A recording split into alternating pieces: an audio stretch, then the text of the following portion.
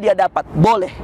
Makanya Nabi itu sebenarnya, kata Nabi itu, perhatikan ini masalah ke masjidnya saja perempuan dulu saya bahas dok, sebelum kita masuk masalah 40 harinya.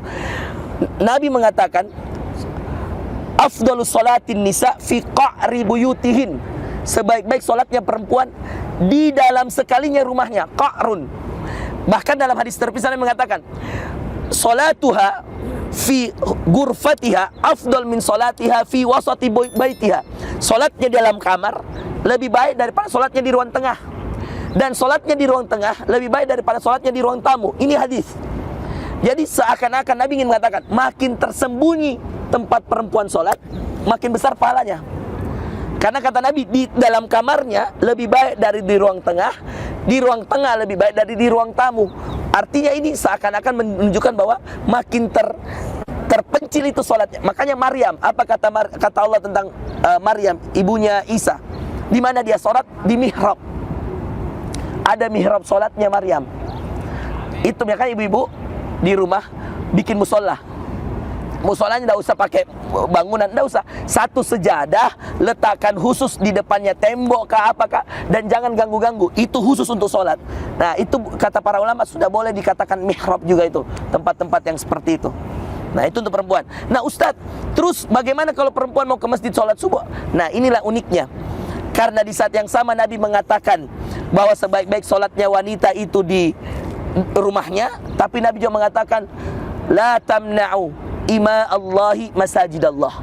Ini juga kata Nabi, kamu jangan larang hamba-hamba Allah dari perempuan kalau dia lagi mau ke masjid, ke rumah Allah.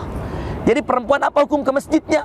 Tidak boleh, sebaik-baiknya di rumah, tapi tidak boleh dilarang. Jadi kalau misalkan istri saya mau ke masjid, ya saya ajak. Dia bilang istriku, Abi mau ikut ke masjid supaya saya dengar kajian sekaligus maghrib isya. Saya ajak istri saya. Ya, uminya Alamin biasa begitu. Ya, Abi mau ikut. Iya.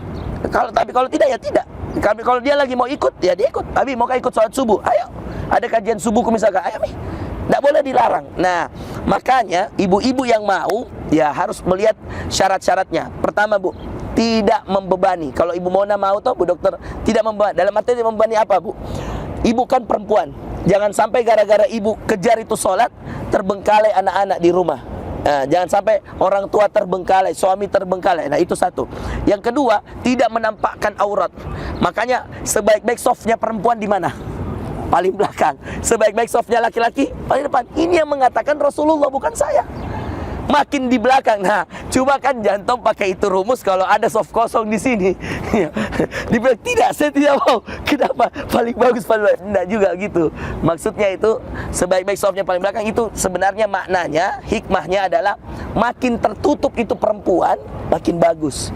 Nah, kemudian yang ketiga, selain tidak menampakkan aurat, juga jangan sampai perempuan itu menyiksa dirinya sendiri sehingga dia capek jalan, dia sakit, tidak boleh. Karena fisik perempuan tidak sama dengan fisik laki-laki. Makanya digas memang sama Nabi kalau untuk anak muda, untuk laki-laki ke masjid. Saya tantang ya 40 hari, saya bebaskan kamu dari api neraka, saya bebaskan kamu dari sifat munafik. Itu langsung sahabat. Dan ada Abdullah bin Umar, Abdullah bin Abbas, ada Abu Hurairah. Itu berhasil semua 40 hari.